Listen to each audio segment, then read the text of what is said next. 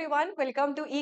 ইকুহিপাত হলে আপোনালোক সকলোকে স্বাগতম জনাইছো এন আৰম্ভ কৰিবলৈ ওলাইছো নতুন এটি ক্লাছ আৰু আজিৰ পেডাগজি ক্লাছত আমি কোনটো টপিকৰ বিষয়ে পঢ়িম আমি পঢ়িম লজ অফ লাৰ্নিংৰ বিষয়ে এই টপিকটো অলৰেডি আপোনালোকৰ অল সিলেবাসত আছিল গতিকে আজিৰ টপিকটোৰ বিষয়ে আমি কোৱেশ্চনছ নকৰো আমি অকমান ডিটেইলছত আলোচনা কৰিম গতিকে যিসকলে পঢ়া নাই আৰু কুইক ৰিভিজন লাগে এই ভিডিঅটো আপোনালোকৰ কাৰণে বুলি ভাবি ল'ব পাৰে গতিকে আহক পলম নকৰি ক্লাছটি আৰম্ভ কৰিছো ঠিক আছে আৰু যিসকলে মোৰ ক্লাছসমূহ ভাল পাইছে আৰু আপোনালোকে যদি বিচাৰে এনেকুৱা ধৰণৰ টপিকসমূহ আপোনালোকে জনাব মোক কমেন্ট বক্সত যাতে মই তেনেকুৱা টপিকবোৰৰ ওপৰত ভিডিঅ প্ৰিপেয়াৰ কৰিব পাৰো লগতে আৰু আপোনালোকে ক্লাছসমূহ কেনে পালে জনাব পাৰে এণ্ড এটা প্লেলিষ্টটো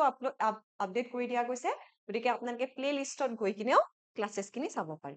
কুৱেশ্যনটো আমি পিছলৈ আহিম আৰু কুৱেশ্যন দুটা যে আপোনালোকৰ কাৰণে হোমৱৰ্ক থাকিব আমি আজি অকমান কন্টেন্ট বেছ ক্লাছ কৰো গতিকে আমি লজ অফ লাৰ্নিং খিনি বুজিবলৈ চেষ্টা কৰো প্ৰথমে আমি মন কৰিব লাগিব লজ অফ লাৰ্নিং কোনে দিছিল আমাক দিছিল থন্ডাইকে লজ অফ লাৰ্নিং গতিকে এই যিসমূহ লজ অফ লাৰ্নিং দিছিল শিক্ষণৰ যিসমূহ নীতি দিছিলে বা আপোনাৰ দিছিল সেইসমূহ বেসিক্যালি দুটা ভাগত তেখেতে ভাগ কৰিছিল এটা আছিল প্ৰাইমাৰী এটা আছিল সেকেন্ডাৰী পৰীক্ষাত আমাক কোনটো বিষয় বেছি সোধে যেটো প্ৰাইমাৰী লজ অফ লাৰ্নিং থাকে তাৰ বিষয়ে আমাক বেছি সোধে যেটা আপোনাৰ ৰেডিনেছ এক্সাৰসাইজ এণ্ড ইফেক্ট এই তিনিটা হৈছে আমাৰ প্ৰাইমাৰী লজ অফ লাৰ্নিং আমি ওয়ান বাই ওয়ান গোটেই কিটা পঢ়িম প্ৰাইমাৰী লজ অফ লাৰ্নিং কি হয় আৰু কি হয় ঠিক আছে বেসিক্যালি থন্ডাইকে ইয়াৰ বিষয়ে কিয় দিছিলে কাৰণ তেখেতে কৈছিল যে লাৰ্নিং এটা বহুত কমপ্লেক্স প্ৰসেস হয় আৰু তাক ইজি বনাবৰ কাৰণে এইকেইটা ল যদি আমি ফলো কৰো তেন্তে আমাৰ গোটেই লাৰ্নিং প্ৰসেসটো এটা ইজি পিজি প্ৰসেস হৈ যাব বুলি তেখেতে কৈছিলে ঠিক আছে ভাগ আৰম্ভ কৰিছো প্ৰাইমাৰীৰ প্ৰথমটো ল হৈছে ল অফ ৰেডিনেছ বা প্ৰস্তুতিৰ নিয়ম বুলিও ক'ব পাৰে এতিয়া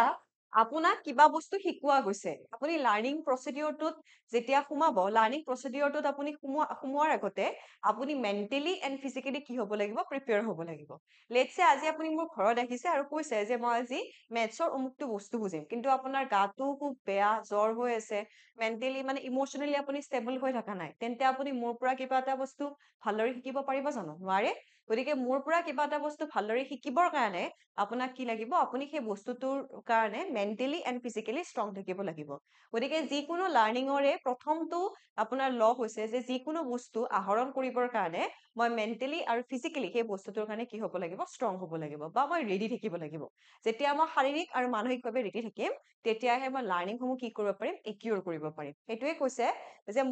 the more eager of a person is to accomplish or take to quicker the learners so readiness বুলি কওঁতে ইয়াতে কৈছে যে যেতিয়া এজন ব্যক্তি আগ্ৰহী হ'ব তেতিয়াহে তেওঁ সোনকালে শিকিব পাৰিব এজন এনেকুৱা ষ্টুডেণ্টক আপুনি ধৰি বান্ধি আনিছে যাৰ শিকাৰ একেবাৰে ইন্টাৰেষ্ট নাই ধৰি বান্ধি আপুনি তাক বহাই থৈ দিছে তেতিয়াহে ল'ৰাজনে আপোনাৰ পৰা কিবা শিকিব পাৰিব নে নোৱাৰে গতিকে সেই ল'ৰাজনে আপোনাৰ পৰা কেতিয়া শিকিব পাৰিব যেতিয়া তেওঁ আগ্ৰহী হ'ব আৰু আগ্ৰহী কেতিয়া হ'ব যেতিয়া তেওঁ মেন্টালি এণ্ড ফিজিক্যালি ফিট হ'ব সো বেসিক্যালি আগ্ৰহী হলেহে ৰেডি হলেহে আপোনাৰ পৰা বস্তু এটা শিকিব পাৰিব আৰু আপুনি নিজৰ ব্যক্তিগত জীৱনত চাব পাৰে আপুনি যিমানে কোনোবা এটা বস্তু আগ্ৰহেৰে শিকিবলৈ আৰম্ভ কৰিব সিমানে বস্তু এটা আপোনাৰ ভালদৰে মনত থাকে আৰু যিমানে আপোনাৰ ইন্টাৰেষ্ট নাথাকিব যেনেকে মেক্সিমাম মানুহৰ মেথছ দেখিলে টোপনি ধৰে কাৰণ সেই বস্তুটোৰ প্ৰতি আমাৰ আগ্ৰহ নাই যেতিয়া আপোনাৰ আগ্ৰহ জন্মিব তেতিয়া আপুনি অটোমেটিক্যালি সেই বস্তুটো শিকাত আৰু অধিক এমফেসাইজ কৰিব পাৰিব বুজি পাইছে এইটো হৈছে যে কুইকাৰ হৈ যাব প্ৰসেসটো যেতিয়া আপুনি বেসিক্যালি সেই প্ৰসিডিউৰটোৰ কাৰণে ৰেডি থাকিব দা পাৰসন যোনে এই প্ৰসিডিউৰটোৰ কাৰণে ৰেডি নাথাকিব তেওঁ কেতিয়াও ফলপ্ৰসূতাৰে কোনো এটা বস্তু শিকিব নোৱাৰিব মানে ইফেক্টিভলি বস্তু এটা শিকিব নোৱাৰিব যদি তেওঁ সেই প্ৰসিডিউৰৰ কাৰণে ৰেডি নাথাকে ওকে সেকেন্ড প্ৰাইমাৰী লটো হৈছে আমাৰ ল অফ এক্সাৰসাইজ সো ইয়াতে কৈছে ব্যায়াম বা অনুশীলন বুলি ক'লে বেছি ভাল হ'ব সো এই যেটো পদ্ধতি ইয়াতে কৈছে যে অনুশীলন আমাৰ কাৰণে খুব প্ৰয়োজন যেতিয়া আমি কোনোবা এটা বস্তু বাৰে বাৰে অনুশীলন কৰি থাকিম এক্সাৰসাইজ কৰি থাকিম তেতিয়া সেই বস্তুটো আমাৰ ইজিলি মনত থাকি যায় সো তেখেতে কৈছে যে আমি যিকোনো বস্তু এটা যিমানে প্ৰেক্টিস কৰিম সিমানে আমাৰ যিবোৰ উইক পইণ্ট থাকিব সেই উইক পইণ্টবোৰ আমাৰ ৰিডিউস হৈ যাব practice makes a man perfect বুলি কয় সো আমি যিমানে এটা বস্তু বাৰে বাৰে প্ৰেক্টিস কৰি থাকিম সেই প্ৰেক্টিসখিনি আমাক যিকোনো বস্তু এটা আৰু অধিক ভালকে কৰি তোলাত সহায় কৰিব গতিকে আমাৰ মেইন কাম কি হ'ব যে আমি কোনোবা এটা বস্তু আহৰণ কৰা ৰেডি হৈ আৰু সেই বস্তুটো বাৰে প্ৰেক্টিস কৰি থাকা সো যিমানে আপুনি বস্তুটো প্ৰেক্টিস কৰিবলৈ শিকিব কিমানে সেই বস্তুটো আপোনাৰ অতি দৃঢ়তাৰে অতি ভালদৰে মনত থাকি যাব সো ইয়াতে এইটো কৈছে যে যেতিয়া আমি কোনোবা এটা বস্তু পুনৰাবৃত্তি কৰিম বাৰে সেই বস্তুটো ৰিপিট কৰি থাকিম এক্সাৰসাইজ কৰি থাকিম তেতিয়া ইয়ে উদ্দীপক আৰু প্ৰতিক্ৰিয়াৰ মাজত এটা যোগাযোগ স্থাপন কৰিব আৰু যেতিয়া আপুনি অনুশীলন কৰিব তেতিয়া আপোনাৰ দৃঢ় হ'ব আৰু আপোনাৰ যিবোৰ মানে দুৰ্বলতা আছে সেইবোৰ নাইকিয়া হ'ব গতিকে এজন ব্যক্তিয়ে অভ্যাসৰ পুনৰাবৃত্তি কৰাৰ লগে লগে কোনোবা এটা বস্তু খুব ভালকে আৰু পাৰ্মানেন্টলি আপোনাৰ মনত থকাত সহায় হ'ব এই যিটো ল অফ এক্সাৰচাইজ আছে ইয়াক আমি দুটা ভাগত ভাগ কৰিব পাৰো এটাক আমি কি বুলি জানো এটাক আমি জানো ল অফ ইউজ বুলি আৰু এটাক আমি জানো ল অফ ডিছ ইউজ বুলি নামৰ পৰা গম পাইছে ল অফ ইউজ মানে ইয়াতে থন্দাইকে কৈছে যেতিয়া আমি এটা বস্তু বাৰে বাৰে ইউজ কৰি থাকিম মানে কৈছে যেতিয়া আমি এটা বস্তুক বাৰে বাৰে মানে মনত পেলাই থাকিম বা বাৰে বাৰে তাৰ লগত এটা সংযোগ স্থাপন কৰি থাকিম তেতিয়া সেই বস্তুটো আমাৰ ইকুৱেলি মনত থাকি যায় ঠিক আছে সো ইয়াত আপোনালোকে স্ক্ৰীনত দেখিবলৈ পাইছে লিখা আছে যে যেতিয়া পৰিস্থিতিৰ লগত পৰিৱৰ্তনযোগ্য সংযোগ স্থাপন কৰা হয় সেই সংযোগৰ শক্তি হয় বা আন বস্তু নহলেও বৃদ্ধি পায় মানে কৈছে যে যেতিয়া আমি বাৰে বাৰে কোনো এটা সিচুৱেশন বা ৰেসপন্সক মানে কি ইউজ কৰি থাকিম ৰিপিট কৰি থাকিম তেতিয়া সেই বস্তুবোৰ আমাৰ ইউজ কৰি থাকিলে সেই বস্তুবোৰ ইকুৱেলি আমাৰ মনত থাকি যায় ঠিক আছে ডিছ ইউজটো ইয়াৰ কমপ্লিটলি অপজিট যেতিয়া আপুনি ইউজ নকৰিব বস্তুটো তেতিয়া আপোনাৰ মনত নাথাকে যেনেকে উদাহৰণস্বৰূপে ক'ব পাৰে যে ধৰক আপোনাৰ ঘৰৰ মানে কি এনেকুৱা মানে ঘৰৰ ফোন নম্বৰ যিকেইটা আপোনাৰ মোবাইলত ছেভ আছে বা এনেকুৱা হ'ল যে ঘৰৰ কিছুমান বস্তু আপুনি ইউজ নকৰে সো আপুনি পাহৰি গৈছে যে সেই বস্তুবোৰ আপোনাৰ তাত কেতিয়াবা উপলব্ধ আছিল গতিকে আপুনি যিমানে ইউজ কৰিব সেই বস্তুটো আপোনাৰ মনত থাকিব আৰু যিমানে আপুনি ডিছ ইউজ মানে ইউজ নকৰিব সেই বস্তুটো আপোনাৰ পাহৰণি গৰ্ভত মিলিত হৈ যাব সো ইয়াতে কৈছে যে according to the law of disuse against the word of Thorndike so যেতিয়া আমি সিচুৱেশন এণ্ড ৰেসপন্সৰ লগত এটা ৰিলেশ্যন বনাম সেইটোৱে আমাক ৰেসপন্সটো ইকুৱেল কৰাত এণ্ড লাৰ্নিং ষ্ট্ৰং কৰাত হেল্প কৰিব যেতিয়া আপুনি এটা ষ্ট্ৰং কানেকশ্যন বনাব নোৱাৰিব তেতিয়া আপোনাৰ ৰেসপন্সটো ব্ৰেক হৈ যাব আৰু আপুনি সেই বস্তুবোৰ ৰিমাইণ্ড কৰিব নোৱাৰিব বা মনত ৰাখিব নোৱাৰিব দুটা ল হৈ গ'ল এটাত আপুনি অনুশীলন কৰি থাকিব লাগিব যিমান বেছি অনুশীলন কৰিব সিমানে আমাৰ মনত থাকিব যিমান অনুশীলন কৰাত বন্ধ কৰি দিব সিমানে বস্তু আপুনি পাহৰি যাব প্ৰথমটোত কি পঢ়িলো আপুনি মানসিক আৰু শাৰীৰিক ভাৱে হেৰি থাকিব লাগিব আপোনাৰ উৎসাহ থাকিব লাগিব যিকোনো লাৰ্নিঙৰ প্ৰচিডিউৰত যিকোনো বস্তু শিকাৰ প্ৰচিডিউৰত যেতিয়া আপুনি উৎসাহ উদ্দীপনাৰে কোনোবা এটা বস্তু শিকিবলৈ ল'ব তেতিয়া সেই বস্তুটো আপোনাৰ আৰু সহজতে মনত থাকিব তাৰপিছত আমাৰ থাৰ্ড প্ৰাইমাৰী লটো হৈছে ল অফ ইফেক্ট সো ইয়াতে কৈছে যে আমি যিকোনো কাম কৰিলে কিছুমান সফলতা বা বিফলতাৰ সন্মুখীন হওঁ সাকসেস বা ফেইলিয়ৰ পাওঁ সো ইয়াতে কৈছে যেতিয়া ফেইলিয়ৰ আহে এজন মানুহ যেতিয়া ফেইলিয়ৰ হয় তেতিয়া তেওঁ ডিপ্ৰেছ হৈ যায় তেওঁ ডিসেটিসফাই হৈ যায় আৰু যেতিয়া তেওঁ সাকসেস পায় তেতিয়া তেওঁ স্যাটিসফ্যাকশন ফিল কৰে এই যে স্যাটিসফ্যাকশন আছে এইটোৱে আমাৰ ওপৰত কি ইম্প্যাক্ট পেলাব স্যাটিসফ্যাকশনে আমাক ষ্ট্ৰেংথ আনিব আমাৰ মনত শক্তি ক্ৰিয়েট কৰিব আৰু ডিসেটিসফ্যাকশন হোৱাৰ লগে লগে এইটোৱে আমাৰ ওপৰত এটা নিগেটিভ ইম্প্যাক্ট পেলাব সো ল অফ ইফেক্টে বেসিক্যালি কিহত আপোনাৰ এক্সাৰসাইজ কৰিছে ল অফ ইফেক্টে আপোনাৰ এনালাইসিস কৰিছে যে সেইবোৰৰ ওপৰত যেতিয়া আপুনি কোনোবা এটা বস্তুত সাকসেস হ'ব তেতিয়া ইয়ে আপোনাৰ কাৰণে ৰিৱাৰ্ড এনকাৰেজ কৰিব আৰু যেতিয়া আপুনি সাকসেসফুল নহব তেতিয়া ইয়ে আপোনাৰ কাৰণে কি আনিব পানিশমেন্ট আনিব সো ইয়াত বেসিক্যালি আপোনাৰ কোৱা গৈছে যে কোনবোৰ এলিমেন্টে আপোনাৰ কাৰণে সাকসেস আৰু আপোনাৰ কাৰণে বেসিক্যালি স্ট্ৰেসফুল কন্ডিশনৰ ক্ৰিয়েট কৰিব পাৰে বুজি পাইছে এইখিনিলৈকে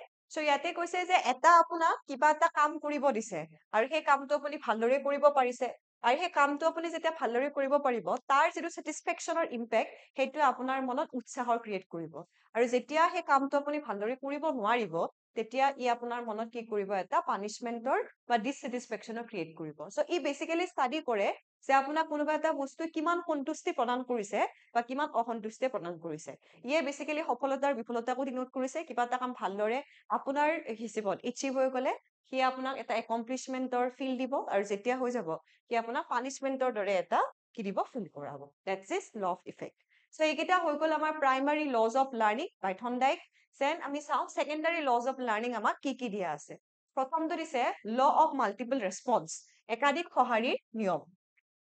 ল অফ মাল্টিপল ৰেসপন্সত আমাৰ কি কৈছে ইয়াতে কৈছে যে এইটো নালাগে বাৰু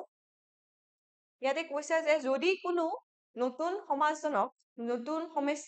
সমস্যাত মানে নতুন সমস্যা বা পৰিস্থিতিয়ে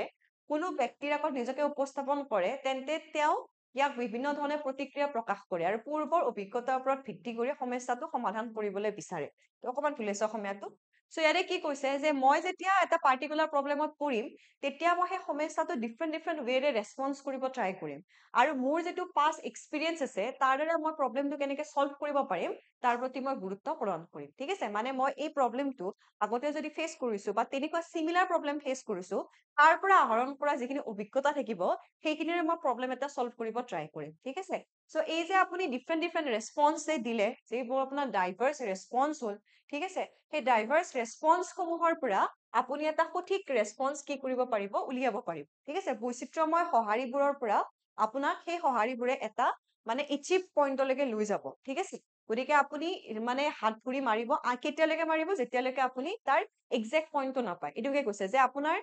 পাষ্ট এক্সপিৰিয়েঞ্চ খিনিক আপুনি ইউজ কৰি তেতিয়ালৈকে আপুনি এপ্লাই কৰি থাকিব যেতিয়ালৈকে আপুনি তাৰ এক্সাক্ট সলিউশনটো নাপায় গতিকে সেইটোকে আপোনাৰ ইয়াক বুলি কৈছে মাল্টিপল ৰেছপন্স বুলি কৈছে যে আপোনাৰ সন্মুখত যেতিয়া এটা সমস্যা উপস্থাপন হ'ব তাক আপুনি মাল্টিপল ৱেৰে কি কৰিব ৰেছপন্স কৰিব so that's called the multiple way আৰু মাল্টিপল ৱেৰে ৰেছপন্স কৰিব লাগিব তেতিয়াহে আপুনি এটা পাৰ্টিকুলাৰ প্ৰব্লেম সলভ কৰিব পাৰিব ঠিক আছে সেকেন্ডটো আমাৰ সেকেন্ডাৰী ল হৈছে law of mental state or law of attitude মানসিক গোটৰ এই নিয়মটোৰ ক্ষেত্ৰত কি কৈছে যে ই বেসিক্যালি এজন লাৰ্ণাৰৰ স্পেসিফিক মানে কি এটা স্পেসিফিক ৰেছপন্সটো স্পেসিফিক মানে এটা অৰ্গানাইজেশ্যন এটা স্পেসিফিক ষ্টিমুলাছ এণ্ড স্পেসিফিক ৰেছপন্সক ডিনোট কৰে সো এটা পৰিস্থিতিৰ যেতিয়া আপুনি সন্মুখীন হ'ব তাত আপুনি কিদৰে মোকাবিলা কৰিব ঠিক আছে সো ইয়াতে কৈছে বেসিক্যালি এটা এক্সাম্পল দিছে আপোনালোকে এক্সাম্পলৰে বেছি বুজি পাব ধৰি লওক এজন ব্যক্তিয়ে ইংলিছ বেয়া পায় ইংলিছ লেংগুৱেজ একদম বেয়া পায় আমি স্কুলৰ অৱস্থা দেখিবলৈ পাওঁ ঠিক আছে আৰু ইংলিছ কোৱা মানুহকো বেয়া পায় গতিকে তেওঁৰ এটিটিউড সেইজন মানুহৰ প্ৰতি কি হ'ব বেয়া হ'ব ঠিক আছে গতিকে ল অফ এটিটিউডে কি পইণ্ট আউট কৰে যে এজন ব্যক্তিৰ মনোভাৱক এজন ব্যক্তিৰ মানসিক স্থিতিক মানে কি কৰে মানে মানসিক স্থিতিক ইণ্ডিকেট কৰিছে তেওঁ কিয় ইংলিছ ব্যক্তিকেইজনক বেয়া পায় বিকজ তেওঁ ইংলিছ ভাষাটো বেয়া পায় That's why. So এইটোকে কৈছে যে এজন ব্যক্তি ইংৰাজী ভাষাক ঘিণ কৰে আৰু ইংৰাজী মানুহকো ঘিণ কৰে কিয় ঘিণ কৰে কাৰণ তেওঁ ভাষাটো শিকিব ভাষাটো শিকাৰ ক্ষেত্ৰত তেওঁৰ যিটো এবিলিটি আছে সেইটো কম আছে That's why তেওঁৰ সেই যিটো এটিটিউড মেণ্টেল ষ্টেট তেওঁলোকৰ প্ৰতি সেই এটিটিউডটোৰ আমি পৰিৱৰ্তন দেখিবলৈ পাইছো গতিকে এইটোকে কি কৈছে তেওঁৰ যেতিয়া এবিলিটিজ নাথাকিব যেতিয়া তেওঁৰ সামৰ্থ্যতা নাথাকিব তেতিয়া তাৰ এটিটিউড সেই লোকসকল সেই ভাষাটো কোৱা লোকসকলৰ প্ৰতিও পৰিৱৰ্তনশীল আমি দেখিবলৈ পাইছো এইটোকে কৈছে আপোনালোকৰ law of mental state or law of attitude changing attitude যেতিয়া আপুনি কাম এটা কৰিব নোৱাৰিব তেতিয়া আপোনাৰ এটিটিউডতো আপুনি কি দেখা পাব আপোনাৰ আংশিক পৰিৱৰ্তন দেখিবলৈ পাব তাৰপিছত কৈছে law of partial activity so ইয়াতে কৈছে যে ই basically an individual response in variety of ways in order to solve a problem ঠিক আছে ইয়াত basically trial and error system কৈছে যে আপুনি কোনোবা এটা বস্তু সলভ কৰোতে আপুনি চাব ট্ৰাই কৰি চাব সেইটোৰে আপুনি প্ৰব্লেম এটা সলভ কৰিব পাৰিছে নেকি এইটো বস্তু চাব বেসিক্যালি ইয়াতে কৈছে যে মূল সমস্যা যিবোৰ থাকিব তাৰ উপাদানসমূহৰ উপলব্ধি কৰিব আৰু সেই উপাদানসমূহ অনুসৰি আপুনি তাক কিদৰে ৰিয়েক্ট কৰিব পাৰি বা কিদৰে সলভ কৰিব পাৰি তাৰ প্ৰতি মনোযোগ দিব সেইটোৱে কৈছে আপোনাৰ পাৰ্চিয়েল এক্টিভিটি বুলি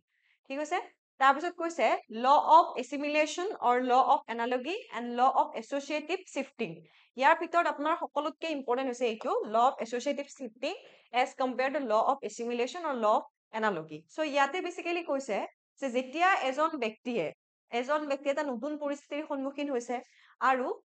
নতুন পৰিস্থিতি এটাত এজন ব্যক্তিৰ ক্ষেত্ৰত একেধৰণৰ সঁহাৰিৰে সৃষ্টি হ'ব তেওঁ আগতে একেধৰণৰ পৰিস্থিতি দিছিল আৰু সফলতা লাভ কৰিছিল মানে ইয়াতে কৈছে এছিমিলেশ্যন এণ্ড এনালগিত আপোনাৰ বেসিক্যালি কৈছে যে এজন ব্যক্তিয়ে সাপোজ এটা নিউ সিচুৱেশ্যন ফেচ কৰিছে ঠিক আছে এটা নিউ সিচুৱেশ্যন তেওঁ ফেচ কৰিছে Okay, আমাৰ next law হৈছে law of assimilation or law of analogy and next হৈছে law of associative shifting. এই দুটা law similar হয় দুটা lawতে আমি যিবোৰ prior knowledge থাকিব মানে আমাৰ যিবোৰ পূৰ্বৰ অভিজ্ঞতা বা পূৰ্বৰ জ্ঞান থাকিব সেইখিনিক আমি নতুন অভিজ্ঞতা বা নতুন জ্ঞানৰ লগত সংমিশ্ৰণ ঘটাও কিন্তু দুটাতে এটা slight difference আছে যেতিয়া ধৰক এগৰাকী শিশু এটা নতুন পৰিস্থিতিৰ সন্মুখীন হৈছে আৰু সেই পৰিস্থিতিটোত তেনেকুৱা পৰিস্থিতি এটা সন্মুখীন তেওঁ আগতেও হৈ পাইছে গতিকে সেই পৰিস্থিতিটোৰ যিখিনি নতুন পৰিস্থিতিটোৰ যেতিয়া সন্মুখীন হ'ব আৰু তেওঁ আগৰ পৰিস্থিতি তেনেকুৱা সন্মুখীন হৈ পাইছে গতিকে তাৰ নলেজখিনি আনি তেওঁ নতুন পৰিস্থিতিৰ লগত কি কৰিছে সংযোজন কৰি সেই পৰিস্থিতিটোৰ লগত মোকাবিলা কৰিছে তেতিয়াহ'লে সেইটোক আমি ল অফ এছিমিলেশ্যন বুলি কম মানে এগৰাকী শিশুৱে এটা নতুন পৰিস্থিতিৰ সন্মুখীন হৈছে তেওঁ নিজৰ প্ৰিভিয়াছ ইয়াৰৰ নলেজখিনিও সেই পৰিস্থিতিটোৰ লগত মোকাবিলা কৰিবৰ কাৰণে ইউজ কৰি কিনে সেই পৰিস্থিতিটোৰ সন্মুখীন হৈছে তেতিয়া সেইটোক আমি ল অফ এছিমিলেশ্যন বুলি ক'ম ঠিক আছে ল অফ এছ'চিয়েটিভ শিফটিং কি হয় যেতিয়া সাপোজ তেওঁ সেইটো পৰিস্থিতিত থাকোতে যেনেকুৱা বিহেভিয়াৰ কৰিছিল সেম এক্সাক্ট বিহেভিয়াৰ এইটো পৰিস্থিতিৰ সন্মুখীন হতেও কৰিছে এক্সাক্ট তাতে ইয়াতে জাষ্ট তেওঁ নলেজটো পুট অন কৰিছে নলেজটো প্লাস কৰিছে কিন্তু ইয়াতে এক্সাক্টলি সেম আপোনাৰ কি কৰিছে বিহেভিয়াৰ কৰিছে তেতিয়াহলে সেইটোক আপোনাৰ ল অফ এছ'চিয়েটিভ শিফটিং বুলি কোৱা হ'ব তাত যেনেকুৱা আছিল ইয়াতো সেম আছে সেইটো এছ'চিয়েটিভ শিফটিং হ'ব কিন্তু প্ৰায়ৰ নলেজটো যোগ দি কিনে তেওঁ আকৌ এক্টিভিটিজ কৰিব ট্ৰাই কৰিছে সেইটো আপোনাৰ এছিমিলেশ্যন হ'ব ঠিক আছে সো ইয়াতে কৈছে যে একেটা কামকে তেওঁ ৰিপিটেশ্যন কৰিছে দুটাতে কিন্তু আপোনাৰ ৰিপিটেশ্যনে কৰিব এটাত আপোনাৰ নলেজ জোৰ দিব আৰু এটাত আপোনাৰ কি কৰিছে বেসিক্যালি যিখিনি আপোনাৰ জ্ঞান আছে সেইখিনি সিমিলাৰ আপোনাৰ পাৰফৰ্ম কৰিব ট্ৰাই কৰিছে আৰু এটাত পূৰ্বৰ জ্ঞানখিনি জোৰ দি কিনে তেওঁ আকৌ সেই সিচুৱেশনটো চম্ভালিব ট্ৰাই কৰিছে ঠিক আছে এইকেইটা হৈছিল ল দেন নেক্সট আছে ল অফ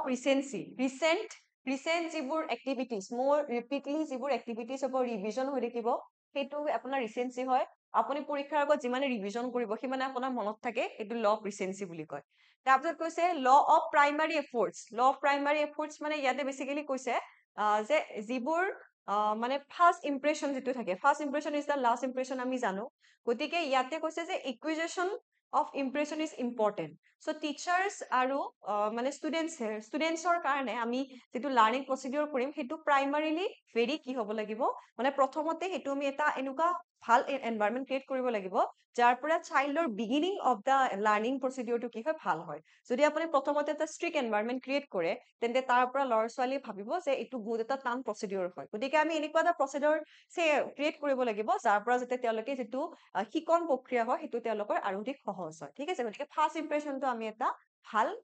পইণ্টলৈকে লৈ যাব লাগিব তাৰপিছত কৈছে ল অফ বিলংনেছ মানে কৈছে যেতিয়া এই লটোৱে কৈছে answer is relevant to the situation so this relation can be memorise যদি আপুনি সেই পৰিস্থিতিটোৰ লগত নিজকে সংযোজন কৰিব পাৰিছে তেন্তে তাৰ মেমৰিবোৰ আপুনি ইজিলি ৰিভাইজ কৰিব পাৰিব যদি আপুনি তাক সংযোজন কৰিব পৰা নাই তেন্তে তাক মনত ৰাখিব বা ৰিভিজন কৰিবৰ কাৰণে আপোনাৰ কি হ'ব টান হ'ব তাৰপিছত লাষ্টটো দিছে law of intensity of stimulus so ইয়াত বেসিক্যালি কৈছে যে যিটো ৰেসপন্স থাকিব সেইটো ইন্টেন্স হ'ব যদি ষ্টিমুলাছটো উইক হয় তেতিয়া ৰেসপন্স উইক হ'ব যদি ষ্টিমুলাছটো আপোনাৰ ইন্টেন্স হয় ৰেসপন্সটো আপোনাৰ কি হ'ব ইন্টেন্সে হ'ব ঠিক আছে গতিকে ষ্টিমুলাছৰ ওপৰত আপোনাৰ ৰেসপন্সটো কি কৰিব বেসিক্যালি ডিপেন্ড কৰিব নিজে এছ'চিয়েট হৈ থকা ৰেসপন্সেছ ৰিচেন্ট যিমান ৰিভিজনছ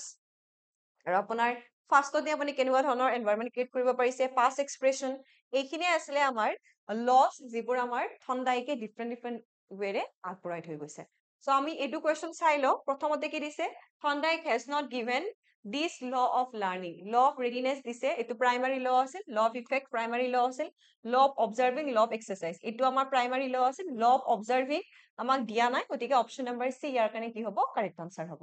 এতিয়া ইয়াত আৰু এটা কুৱেশ্যন আছিল আগৰ ফালে একদম প্ৰথমতে আমি যিটো কুৱেশ্যন পঢ়িছিলো আপোনালোকে এইটো কুৱেশ্যন আপোনালোকৰ কাৰণে থাকিব হোমৱৰ্ক এইটো আপোনালোকে জনাব ইয়াৰ শুদ্ধ উত্তৰটো কি হ'ব ইন দা কমেন্ট বক্স ঠিক আছে সো আজিলৈ ক্লাছত ইমানখিনিয়ে আছিল আশা ৰাখিলো সকলোৱে ক্লাছটি ভাল পাইছে আৰু যিখিনি মই বুজাব বিচাৰিছো সেইখিনি আপোনালোকে আয়ত্ত কৰিব পাৰিছে পুনৰাই লগ পাম এনে সুন্দৰ টপিকসমূহৰ সৈতে তেতিয়ালৈকে এৰিছো সকলোকে ধন্যবাদ